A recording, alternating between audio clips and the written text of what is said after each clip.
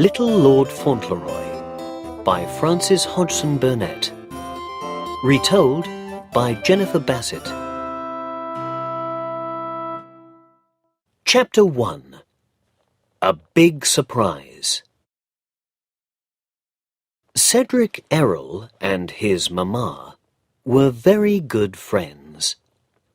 This was important because there were only two of them. Cedric's father was dead, and it was a sad day in the little house in New York when Mrs. Errol told Cedric this news.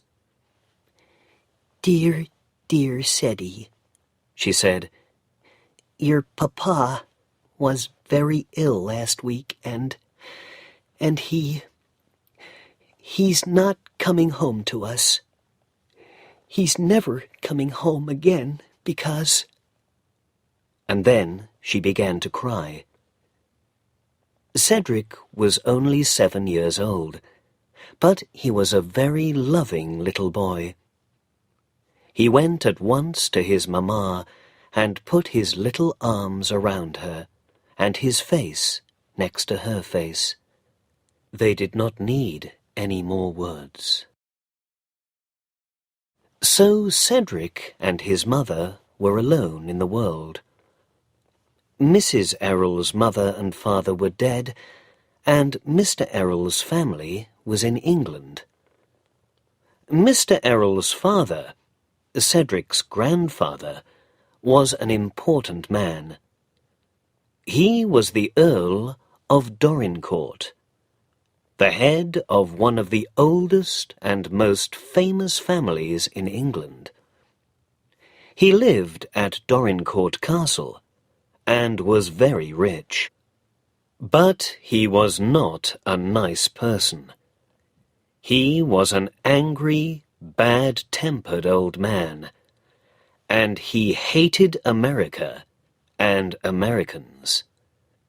So when his youngest son, Cedric's father, married an American girl in New York, a girl without money or family, just a nobody, the Earl was very angry.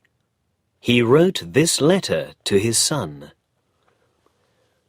"Never come to Dorincourt Castle, and never write to me. I don't want to see you again. Don't ask me for help or money. You can live or die. I don't want to know. You are no longer my son." The Earl had 2 older sons, but they were bad, selfish men. They spent the Earl's money on horses and women, never said a kind word or did a good thing in their lives.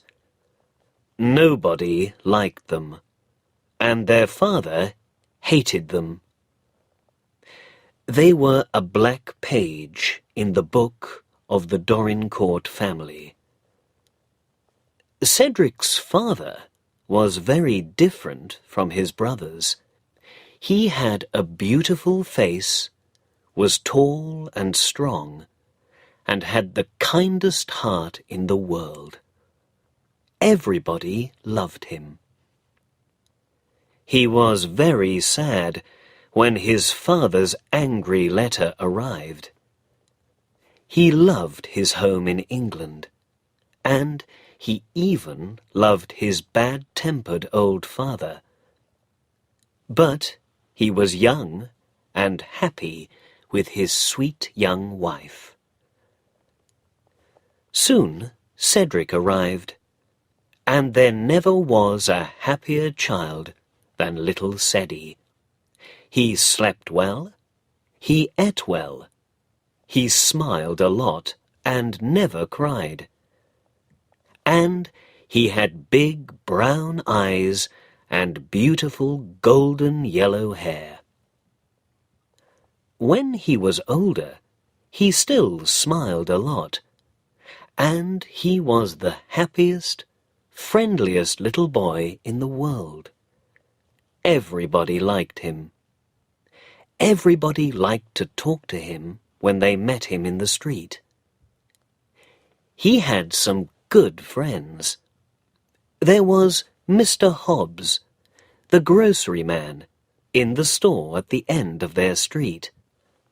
There were the children along the street, and there was Dick, the bootblack boy. And there was Bridget.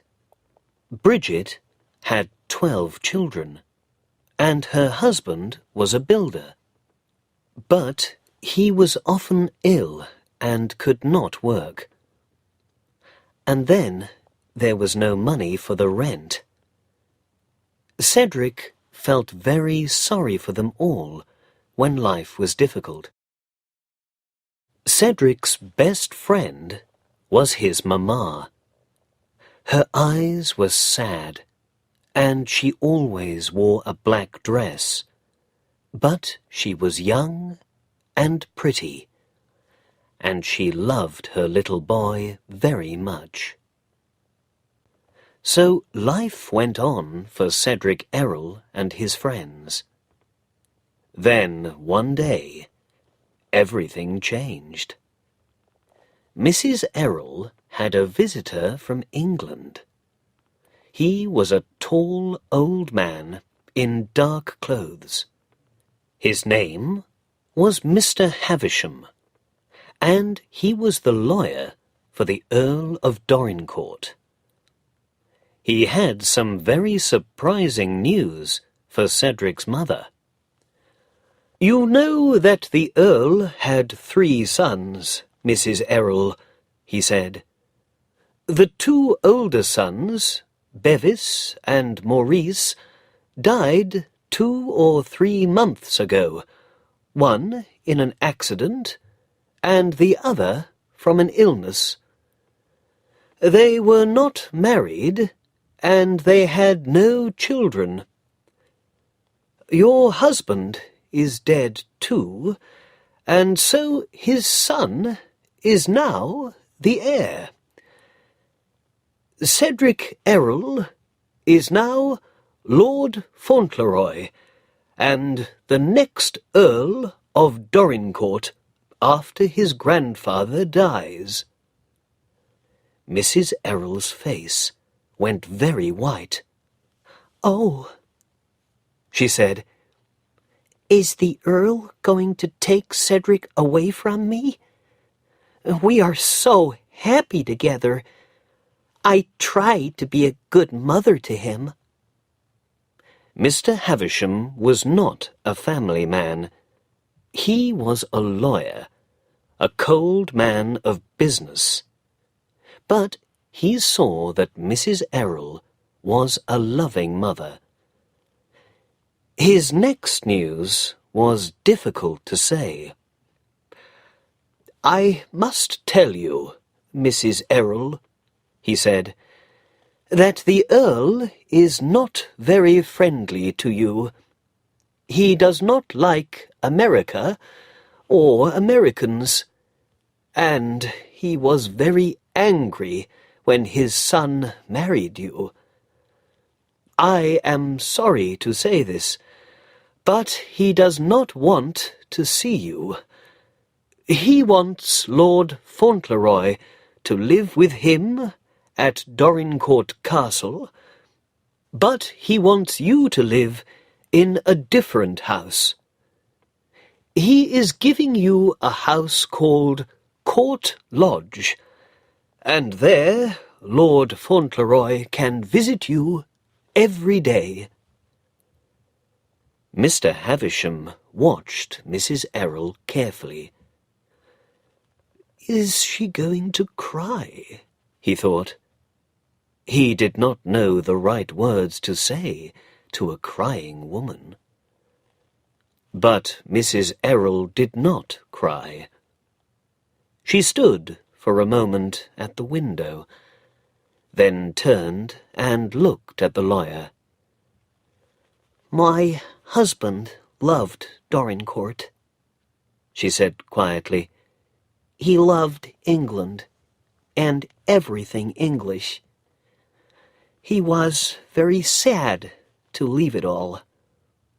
So I think Seti must go back and learn how to be an English earl. She looked at the lawyer with her sweet, sad eyes. I hope the earl can learn to love Seti. He is only little, and he is a very loving child. Mr. Havisham thought about the old earl. He was a bad-tempered, selfish old man, and did not love anyone. But the lawyer did not say this. "Mrs. Errol," he said, "the Earl wants the best of everything for his grandson. He wants him to be happy. Your son is going to have a very good life at Dorincourt." A short time later, Cedric came home from a visit to his friend, Mr. Hobbs, the grocery man. He was very surprised to find a visitor in the sitting room. His mother ran to him and took his hands. "Oh, Seti!" she cried. "Dear, dear Seti!" Mr. Havisham stood up and looked down at Cedric. "And so this," he said slowly, "is little Lord Fauntleroy."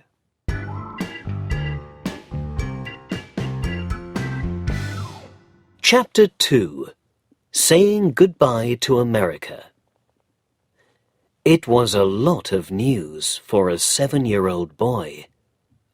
Uncles dying, an English grandfather, a new home in England, a new name. He did not understand it all at first, and when he did, he was not very happy. "Oh, dearest," he said to his mother. Cedric's father always called her dearest, and so the little boy used the name too. "I don't think I want to be an earl. None of the boys in our street are earls. Please, can I not be one?" "Your papa loved his home in England, Seti," said his mother. "I think he would like you to go there and be an earl one day." "I'm sorry to leave all my friends, Dick and Bridget and everyone," said Cedric sadly. "And Mr. Hobbs isn't going to like the news. He says kings and lords are all bad people. America has a president, and Mr. Hobbs says presidents are much better than kings." The next day, Cedric went to see Mr. Hobbs at his grocery store. He sat down in his usual place, but at first he could not find the words to tell Mr. Hobbs his news. Then he said it all at once, very quickly. Mr. Hobbs stared at him. "Well," he said, "can this be true?" "Yes, Mr. Hobbs," said Cedric. "I'm sorry to say it's all true. Mr. Havisham says I am Lord Fauntleroy now, and one day I'm going to be the Earl of Dorincourt after my grandfather dies." "Well," said Mr. Hobbs, "well, well, well." They talked about it for a long time, and in the end, Mr. Hobbs was happier about lords and earls. He liked his young friend very much. He first knew Cedric when he was 6 weeks old, and he had a grandfatherly interest in the boy. But he did not like Cedric going to England. "Can't you stay here and be an earl?" he asked. "No, I can't," said Cedric sadly. "Dearest says we must go to England." The Dorincourt name was an old and famous one, and the family was very rich, with great houses and castles in England. Mr. Havisham, the family's lawyer for 40 years, knew the Earl very well. He remembered the Earl's words to him before he left England. "I hate that American woman. She married my son because he was an earl's son, and she wanted to be rich. Her son is going to be just like her." But after a week in New York, Mr. Havisham knew differently. "Mrs. Errol married the Earl's son because she loved him with all her heart," he thought. "She's not interested in money. She asks nothing for herself. She only wants her little boy to be happy. I think the Earl is wrong about her and about her little boy." Mr. Havisham was surprised and pleased by the new Lord Fauntleroy. Cedric was a fine boy, tall and strong, with his mother's brown eyes and his father's golden hair. He spoke well, was not afraid of anything, and was friendly with everyone. He had a kind heart, too. Mr. Havisham learnt that very soon. One day, he was with Cedric when his mother was out. Mr. Havisham wanted to talk to him about his new life in England. But Cedric spoke first. "Please, what is an earl?" he asked.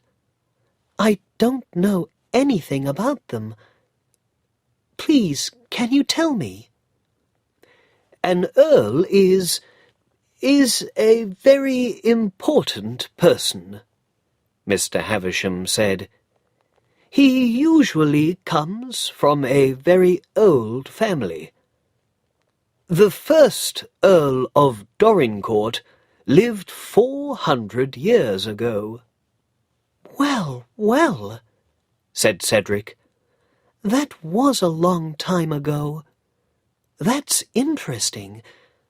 But what does an earl do?" This was not an easy question to answer. "An earl," Mr. Havisham began, "an earl often helps the king.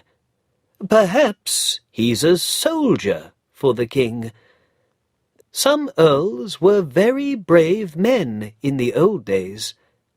"Oh," said Cedric, "my papa was a soldier, and he was a very brave man, you know. I'm pleased earls are brave. It's a good thing to be brave, don't you think?" "Yes," Mr. Havisham said.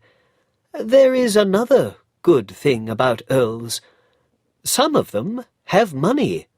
A lot of money."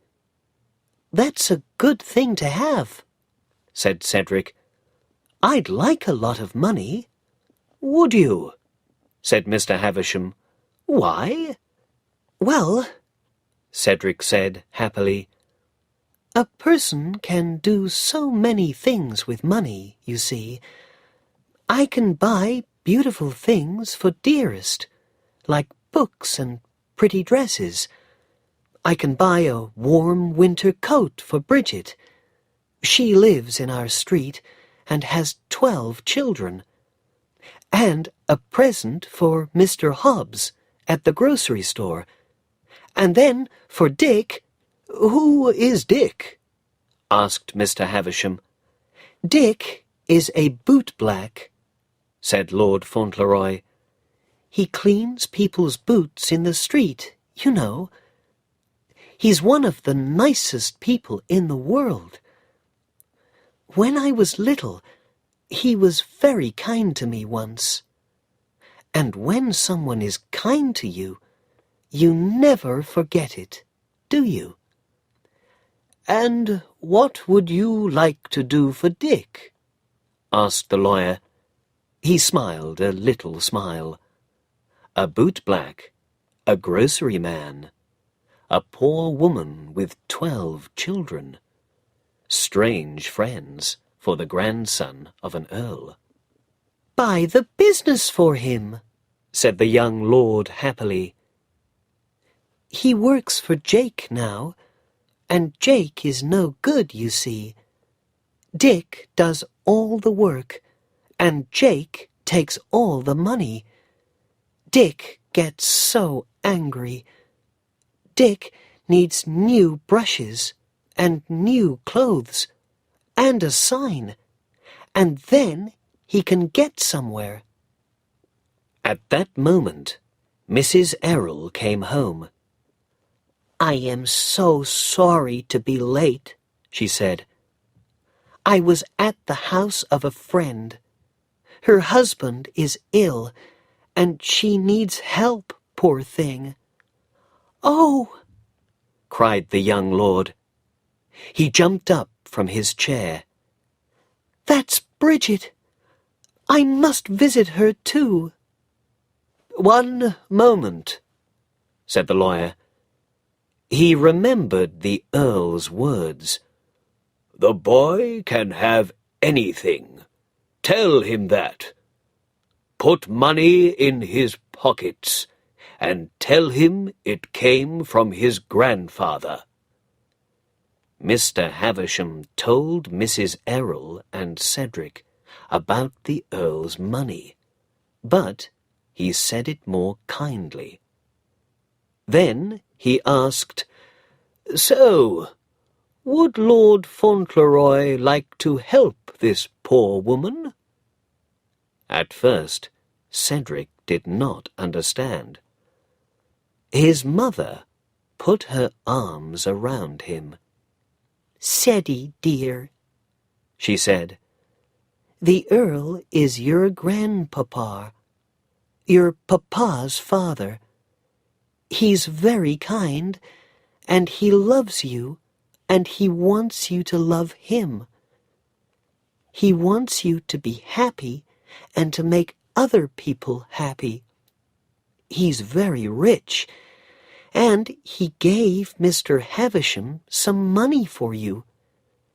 You can give some to Bridget now, to pay her rent, and to buy food for her husband and her children. Isn't that fine, Ceddie? Isn't he good?" Cedric's face was suddenly very excited.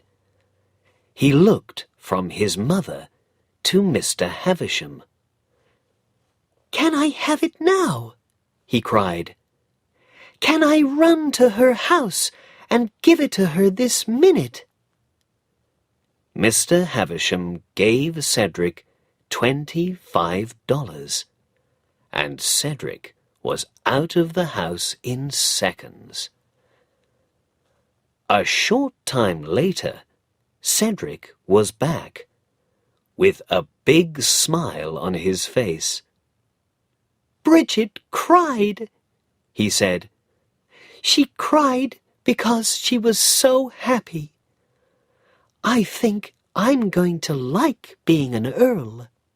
The old lawyer smiled his little smile again. "What's the Earl going to think about that?" he thought. "He gives his grandson money, and the boy gives it to a poor woman to pay her rent." The day for leaving New York came quickly. In the last days, Lord Fauntleroy was very busy.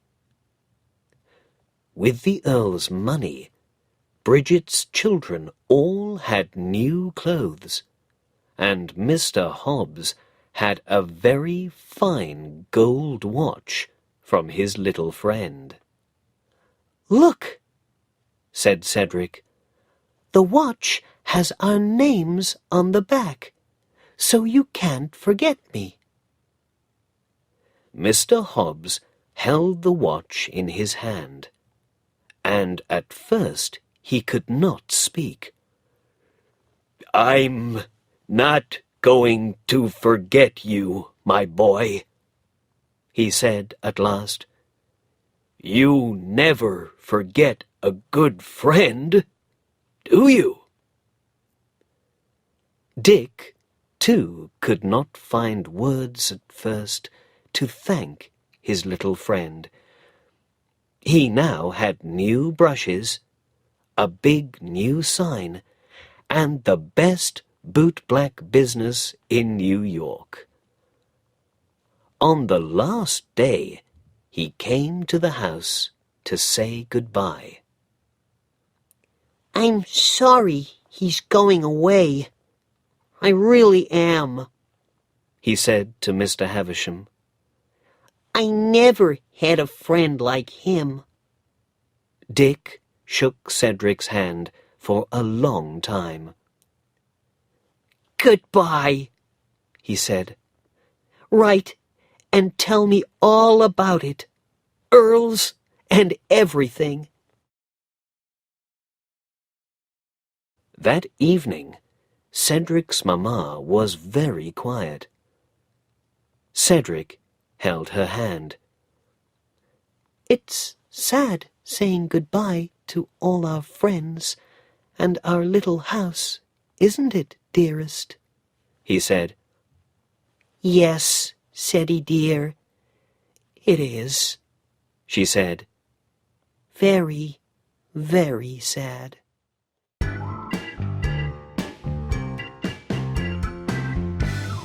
Chapter 3. A New Life in England. The ship from New York to England took 11 days, and the young Lord Fauntleroy made a lot of friends in that time. Everybody liked him, and everybody was interested in the story of his family. Cedric learnt a new piece of the story on the ship. "We're going to have different homes," said he. His mother told him. "You must live in the castle with your grandfather, and I have a little house called Court Lodge, not far away. You can run in and see me every day." Cedric could not understand this, and was very unhappy about it. "But why?" he asked again and again.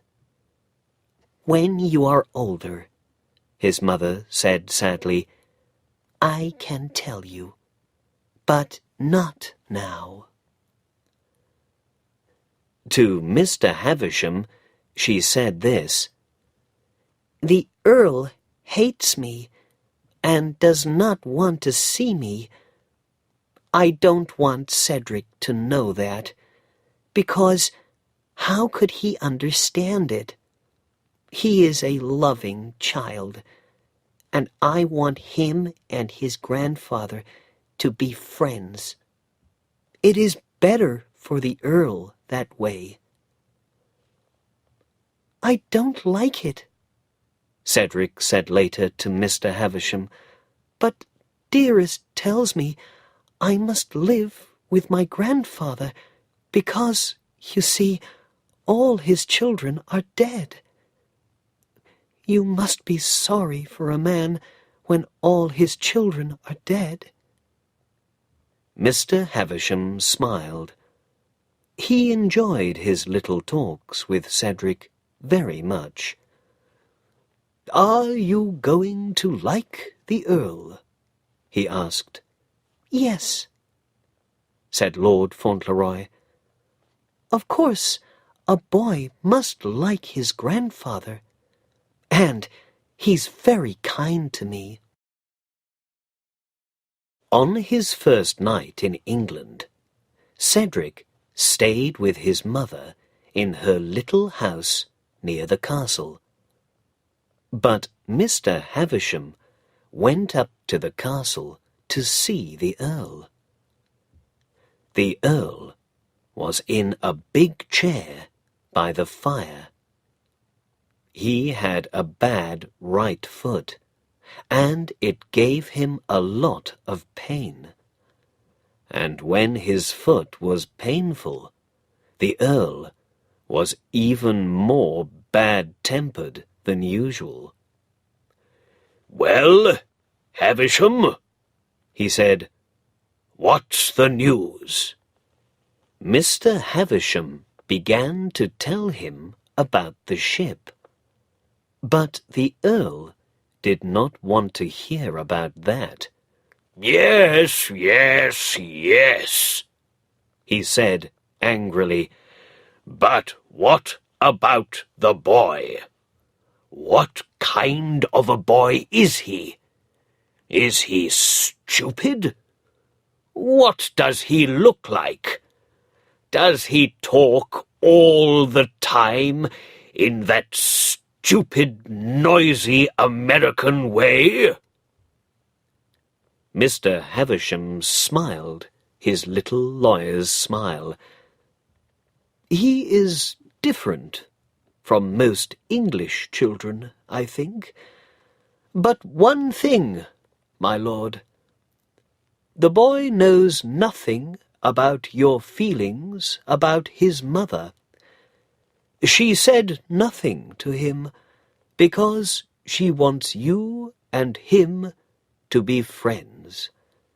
So he thinks you are the kindest grandfather in the world." "He does, eh?" said the Earl. "So when you speak of his mother, please be careful." "Ha!" said the Earl. "The boy's only 7 years old." "Those 7 years were all at his mother's side," said Mr. Havisham, "and she has all his love."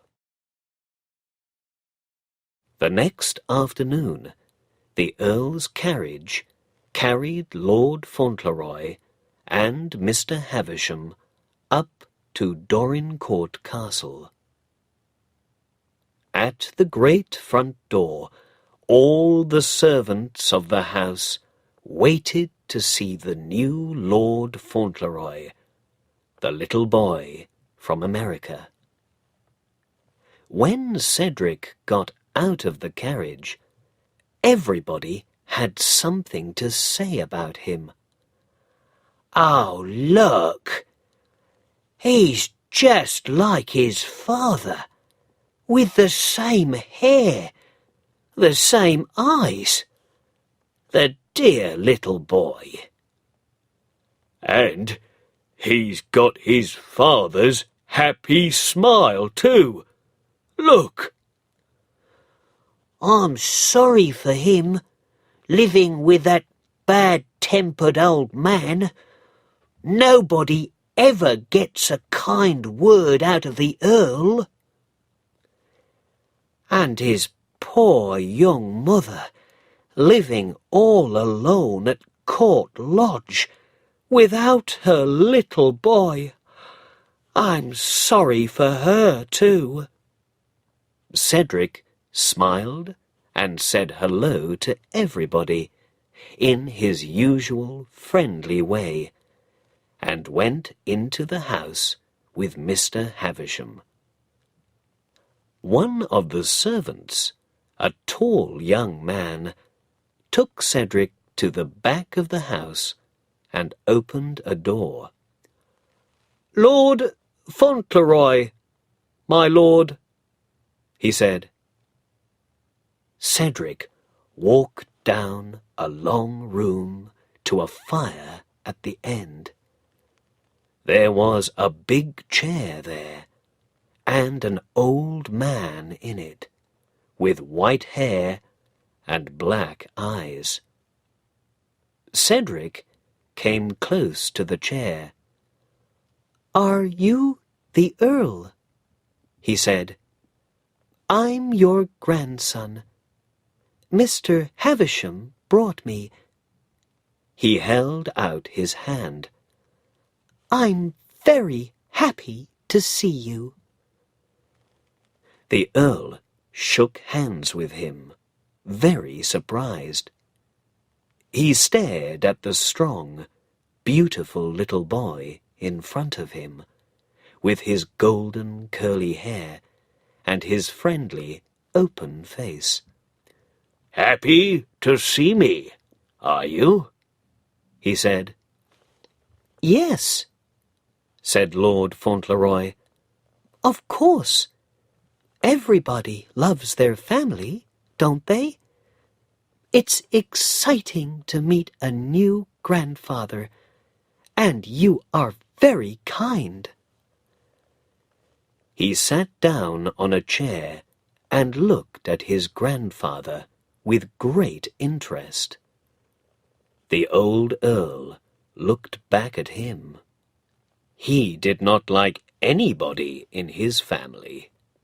He was bad-tempered with them all, and they all hated him. "Kind?" he said. "How am I kind?" "Because of the money," Cedric said, happily, "for Bridget and Dick. I wanted to thank you." "Bridget? Dick? Who are they?" said the Earl. And so Lord Fauntleroy told his grandfather all about his friends in New York, about Bridget and her husband and her 12 children, about Dick and Jake and the boot-black business. The Earl of Dorincourt did not like children, and children were usually afraid of him. But Cedric was not afraid, and he talked in his usual friendly way. "He thinks I'm his friend," thought the Earl, "and he wants to please me." This was a new feeling for the Earl. Cedric was only a little boy from America, but perhaps it was nice for the Earl to see a smiling face for once. They talked all evening, through dinner and after dinner. In the end, Cedric went to sleep in front of the fire. The Earl called a servant. "Carry Lord Fauntleroy up to his bedroom," he said. "Be careful with him. The boy's tired."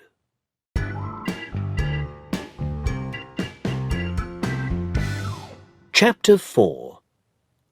The Earl and his Grandson. The next morning, there were more surprises for Cedric. He had a servant, Mary, and 3 rooms in the castle. A room to sleep in, a room to have breakfast in, and a room full of books and toys and games. Wonderful games. Later, when he went down to the Earl in the long room, he took one of the games with him.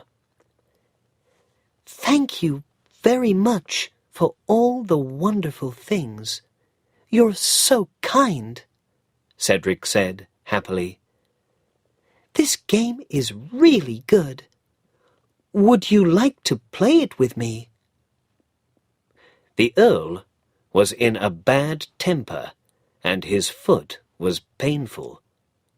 He did not give money and toys to his grandson because he had a kind heart. He gave these things because he wanted the boy to forget his mother. He opened his mouth to say, "No, I don't play children's games," but he did not say it. He said, "Very well, you can teach me." When the tall young servant came in with a visitor, Mr. Dawson, the vicar, they heard excited cries and laughing. "That's 2 out.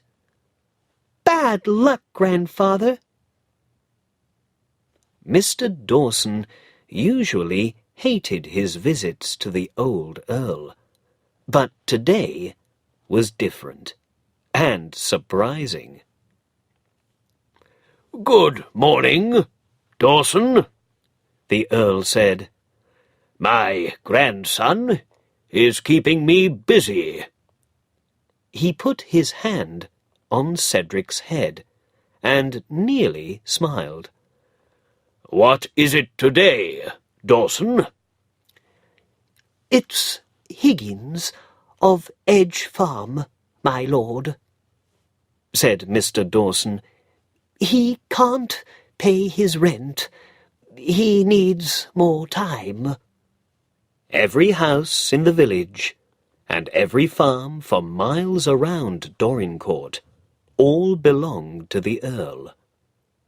The villagers and the farmers paid their rent to the Earl's man, Mr. Newick. And Mr. Newick was a hard man. Mr. Dawson came to the Earl many times a year with the same question. "Can this family or that family have more time to pay their rent?" And the answer was always, "No." "Higgins," said the Earl, "he's a bad farmer, and he's always late with his rent, Newick tells me." "His wife is ill, and 2 of his children," Mr. Dawson said.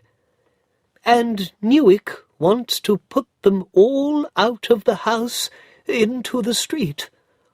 Higgins came to me yesterday to ask for help. Another month, he says, and he can find the rent." "Huh! They all say that," said the Earl, looking angry. Lord Fauntleroy listened to every word of this. He began to feel a great interest in Higgins and his family. "It was the same for Bridget and her family," he said. The Earl jumped a little. "I forgot you," he said. "I forgot we had a philanthropist in the room." He stared at the boy for a minute. "Come here," he said.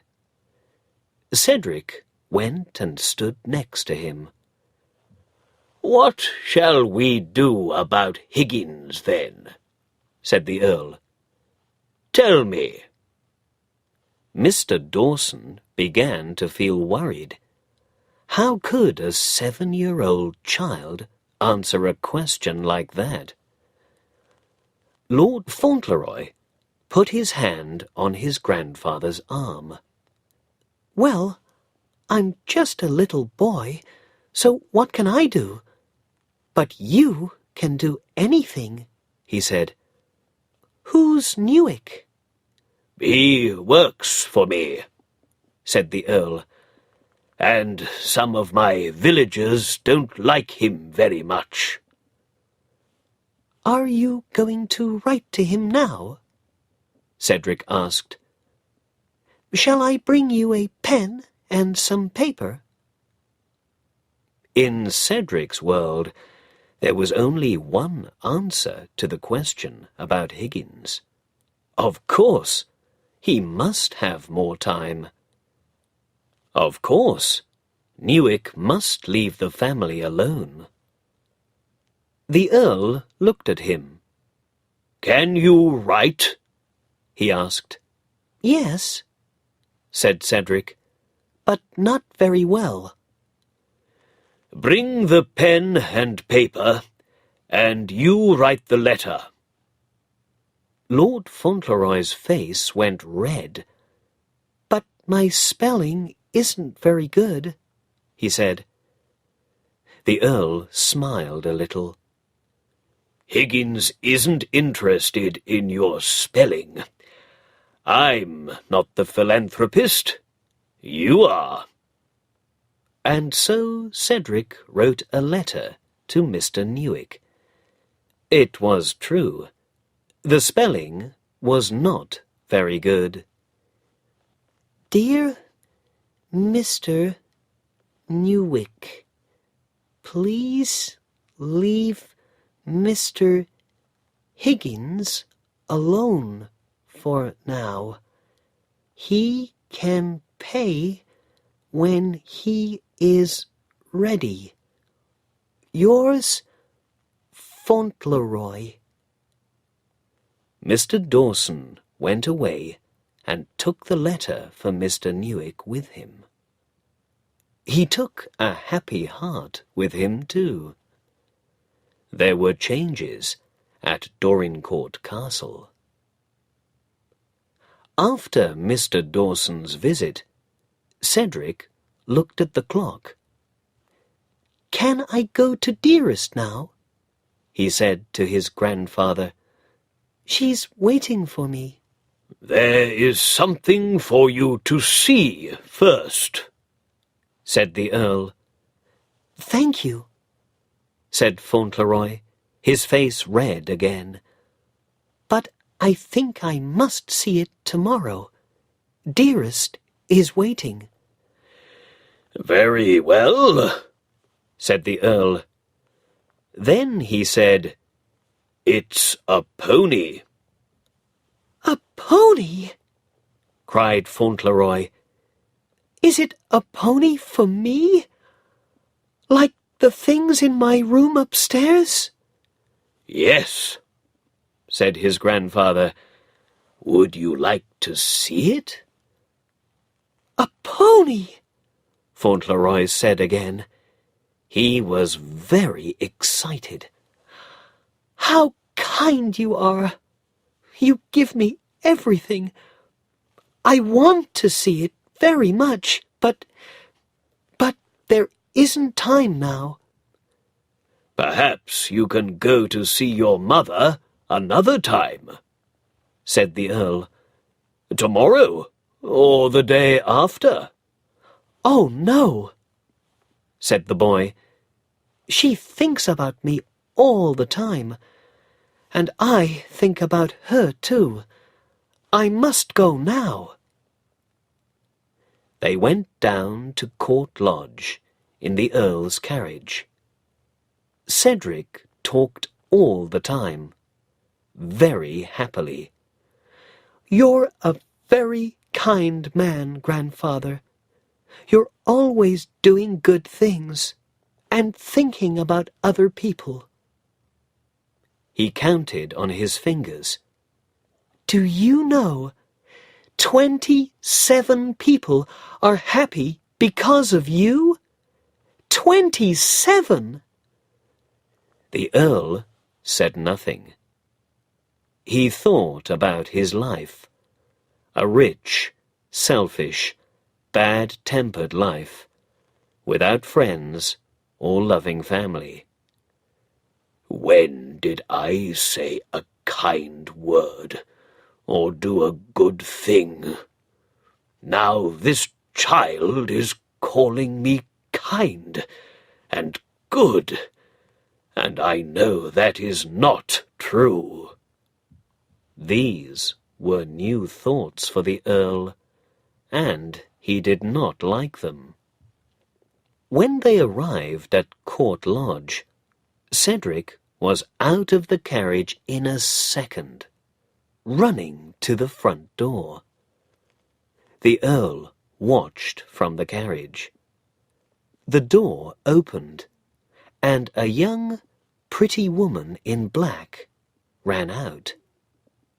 Cedric jumped into her arms, smiling and laughing. The Earl closed the window, and his carriage drove away.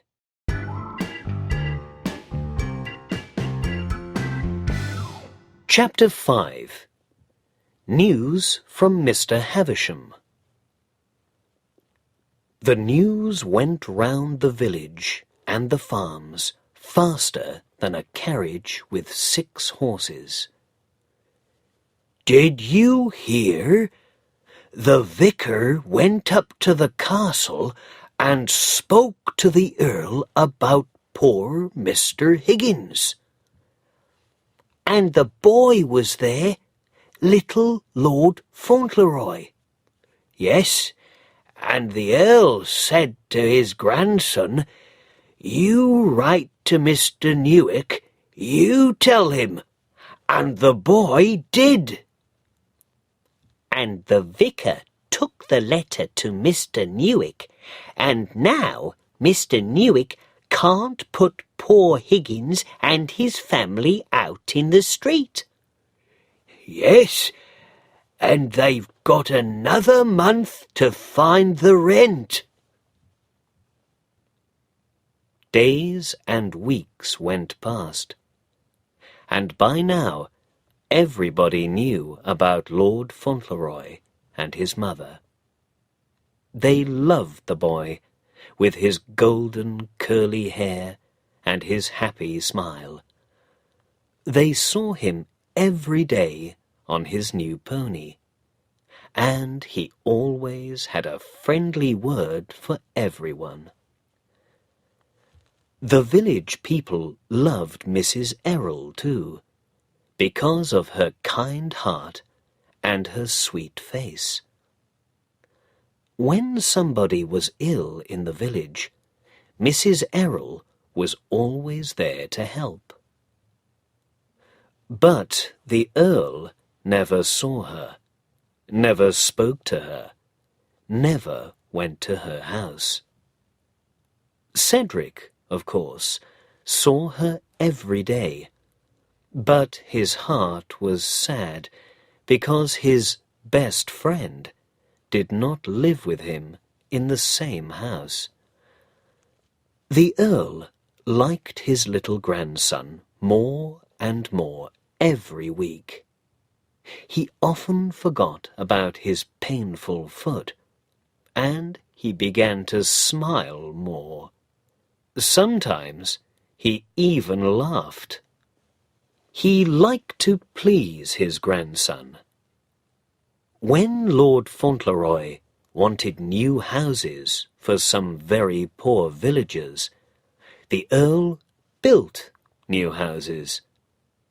When the boy wanted to talk about his mother, the Earl listened, but he did not like it.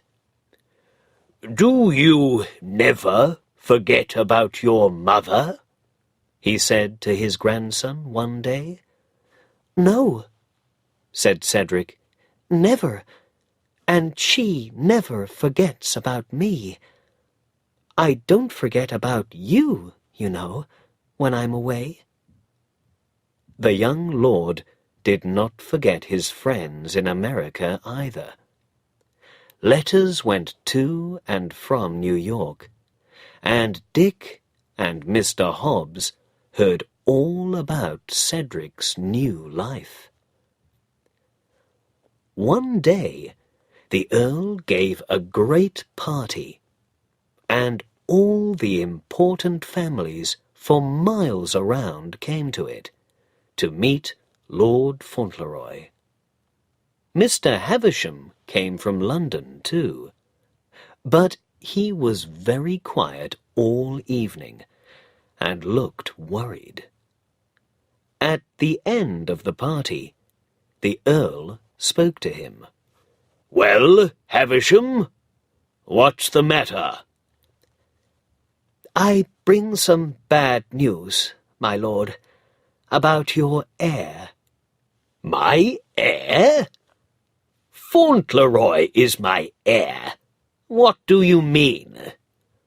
"My lord," said Mr. Havisham, "Cedric Errol is not your heir. He is not Lord Fauntleroy. The true Lord Fauntleroy is the son of your oldest son, Bevis, and at the moment he is in London with his mother." The Earl's face was as white as his hair. "Bevis?" he said. "This isn't true. Havisham, tell me this isn't true." "A woman came to my office this morning," said Mr. Havisham. "Bevis married her 6 years ago in London. She has all the papers. He left her after a year, but she had a son. He's now 5 years old. The woman is American. She's beautiful, but, well, she can only just write her name, and she's only interested in the money." The Earl's face was now dark red. He jumped up from his chair and began to walk up and down the room. "Bevis was always the worst," he said angrily. "I hated him, and he hated me. I must stop this. Cedric is very dear to me, Havisham, very dear. He's a fine boy, and he's going to be a better Earl of Dorincourt than me, or any child of Bevis's." Far away in New York, 2 of Cedric's friends sat round a table in a grocery store. They ate a supper of bread and cold meat, and talked about Lord Fauntleroy. Dick usually came round to the grocery store once a week. He and Mr. Hobbs were now good friends, and they enjoyed reading the letters from England and talking about them. When they wrote back to Cedric, Mr. Hobbs helped Dick with his writing, because writing was difficult for Dick. "I didn't get much time for school, see?" Dick told Mr. Hobbs one day. "Pa and Ma were dead, and there was no money, so me and my brother worked." "That was your brother Ben, was it?" Mr. Hobbs said. "Yeah, my older brother," said Dick. "He was good to me, Ben was. But then he married this girl, and oh dear, she was bad news. She was a good-looking girl, big black eyes, long black hair, but she was always angry about something or somebody, me or Ben or the baby. I remember she broke a plate on Ben's head once.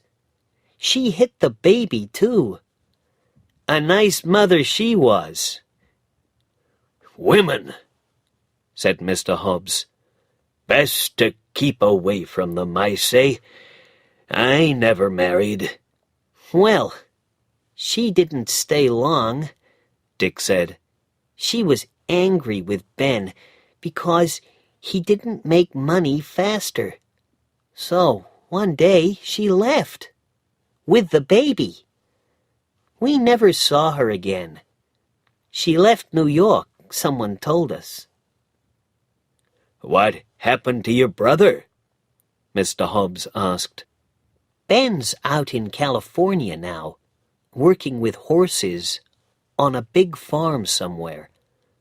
He was sad about Minna and his baby son for a long time. Poor old Ben. After supper, Mr. Hobbs took out a letter. "This came from our friend today," he said. "Let's read it together now." He opened the letter, and they began to read. My dear friend, Mr. Hobbs, I have some surprising news to tell you and Dick.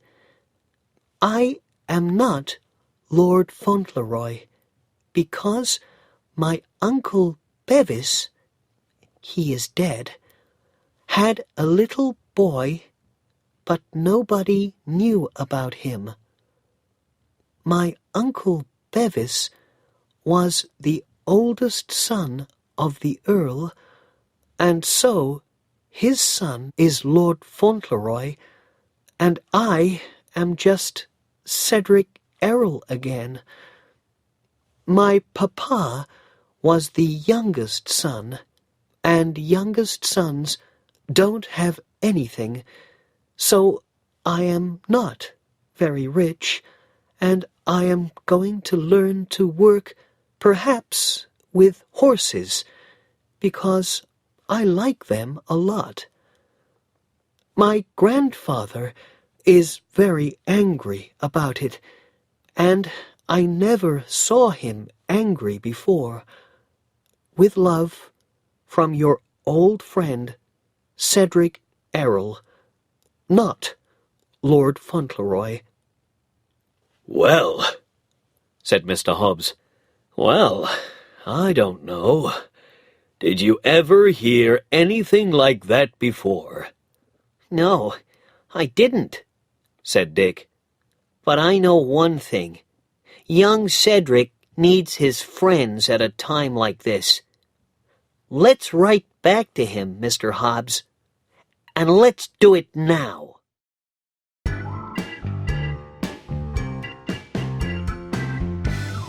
Chapter 6. News from America. The story about the new Lord Fauntleroy was soon in all the newspapers in England. And in Dorincourt village, of course, nobody could stop talking about it. "The Earl is so angry about it. He doesn't like the woman, and he doesn't want the boy." Yes, and they say he's got 20 lawyers in London, all working on it, looking into things, asking questions. Did you see the woman, Bevis's wife, when she came to the castle with her boy? She's a tall, black-eyed thing with a hard face. Not a nice woman, and nothing like our sweet, kind Mrs. Errol. And the boy's nothing, when you think about our dear little lord. How's it all going to end? Who knows? When the Earl told Lord Fauntleroy the news, the boy listened carefully. Then he asked, with a worried look in his big brown eyes, Can they take dearest's house away from her? No, the Earl said. They can take nothing from her. Ah, said Cedric, I'm so pleased about that. He thought for a minute, then looked up at his grandfather. And that other boy, he said a little shakily, he's going to be your boy now and live with you, isn't he? No, the Earl said again. No, he's not. Cedric was very surprised. He jumped up from his chair and began to smile. Can I still be your boy then? I'm not going to be an earl one day, but that doesn't matter, does it? I just want to be your boy, always. The Earl looked down at his little grandson. My boy, he said, and, this is true, his voice was a little shaky too. And there was something in those old, angry black eyes, something new, something different. Yes, you're my boy, my only boy, the best boy in my life. Cedric's face went red, and he looked very happy. That's all right, then. I was a little worried, but not now. The Earl put his hand on the boy's head. You are right for Dorincourt, and, well, who knows? But always remember, you are my boy, first and last. The Earl talked many times with Mr. Havisham about Bevis's wife and son, and Mr. Havisham talked with other lawyers in London.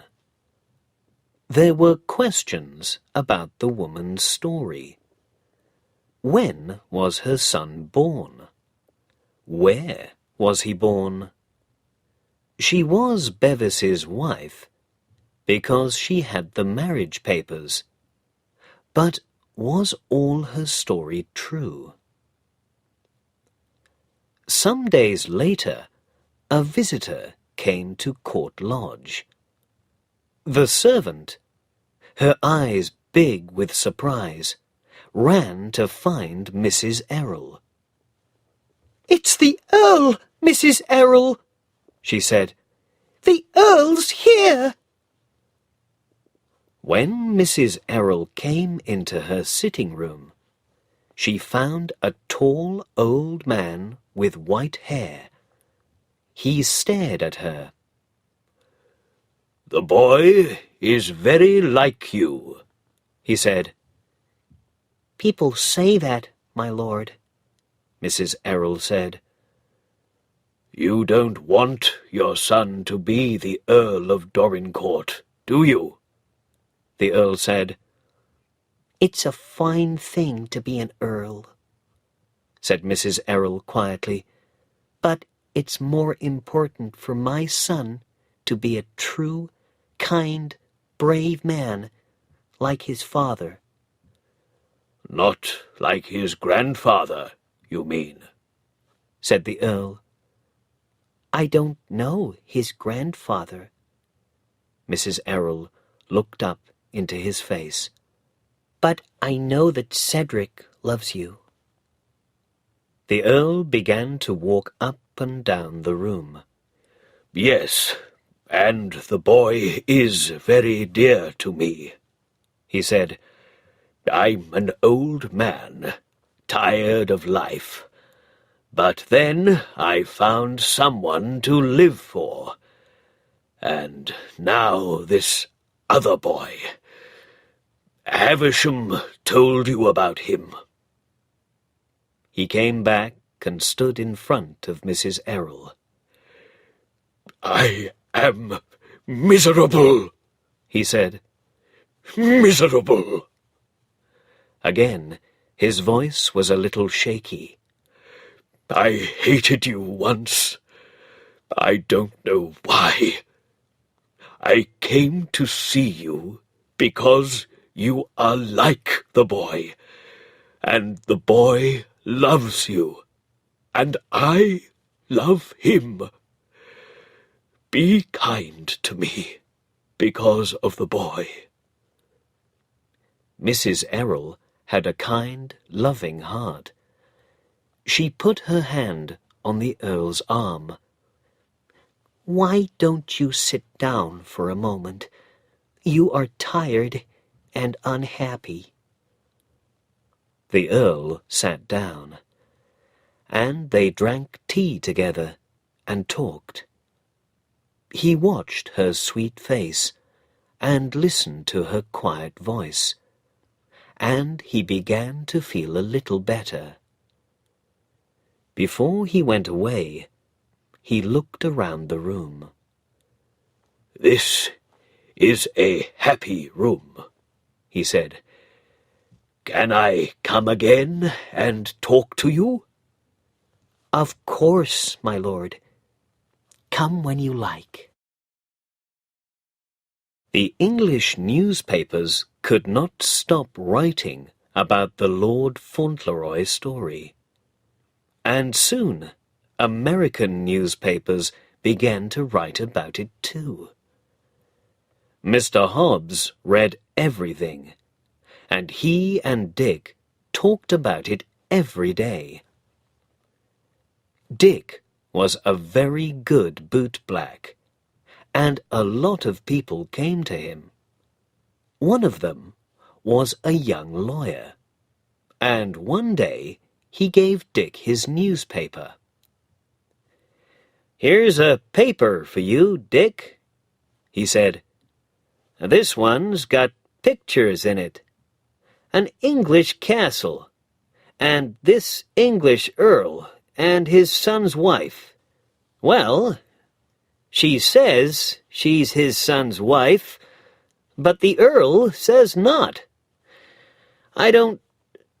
Hey, Dick, what's the matter?"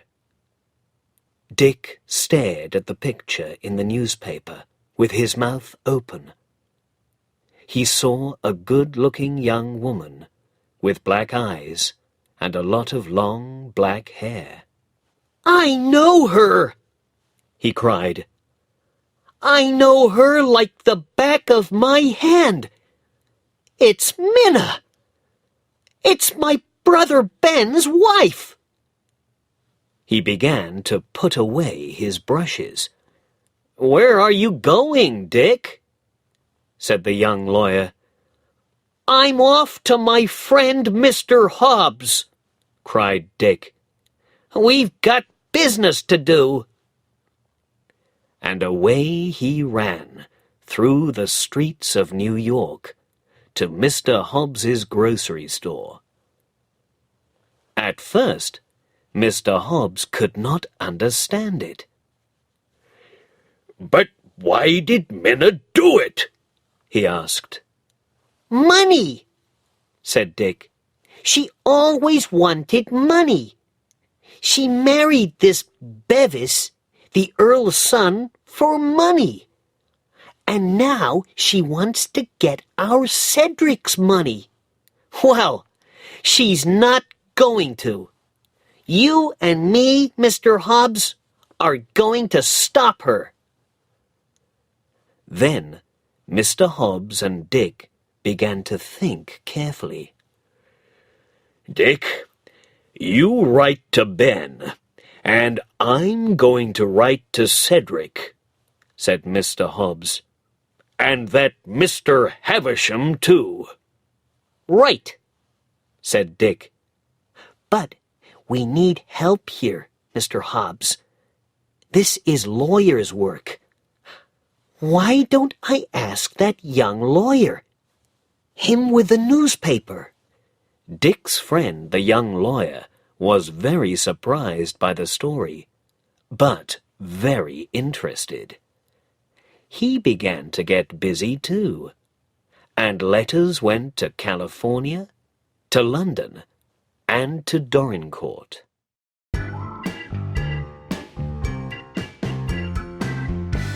Chapter 7. Changes at the Castle. Wonderful things always happen quickly. Letters went to and from America and England, and soon Mr. Hobbs, Dick, and Dick's brother Ben were on a ship to England. Things happened quickly because Minna, and it was Minna, was a bad woman, and a stupid one too. When she married Bevis, the Earl's son, she was still Ben's wife, and you can't have two husbands. Her son Tom was 8 years old, not 5, so he was Ben's son, not Bevis's son. She was in a sitting room in the Dorincourt Hotel when the end came. The door opened, and in came 3 people, Mr. Havisham, a big young man, and the Earl of Dorincourt. Minna jumped to her feet with a cry. "Do you know this woman?" Mr. Havisham said to the big young man. "Yes," said Ben. "I know her, and she knows me." And that was the end of Minna. She left the hotel, and nobody ever saw her again.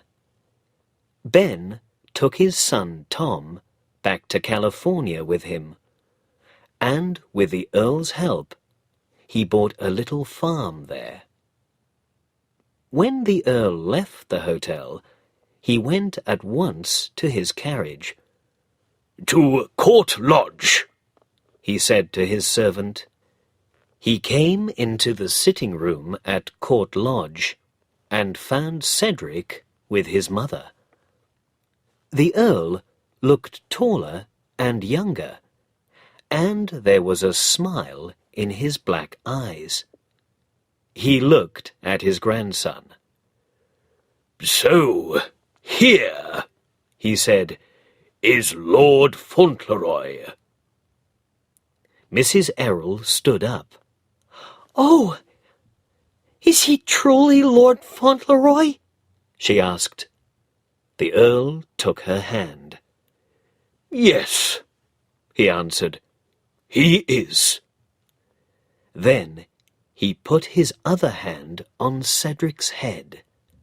"Fauntleroy," he said, "ask your mother this. When is she coming to us at the castle?" Lord Fauntleroy put his arms round his mother. "To live with us," he cried. "To live with us always." Mrs. Errol looked at the Earl with her sweet, sad eyes. "We need you," the Earl said. "We need you very much." Dick and Mr. Hobbs did not go back to America at once. The Earl had a talk with Dick, and Dick went back to school, in England this time. His writing got much better, and he began to study to be a lawyer. Mr. Hobbs liked England very much. In the end, he opened a new shop in Dorincourt, and was an important person in the village. People at the castle, of course, always went to his shop, and Cedric was in and out every day to see his old friend. "Are you ever going back to America?" Dick asked Mr. Hobbs when he visited one day. "I don't think so," Mr. Hobbs said. "I like to be near the boy, you see. He's a fine little lord, young Cedric."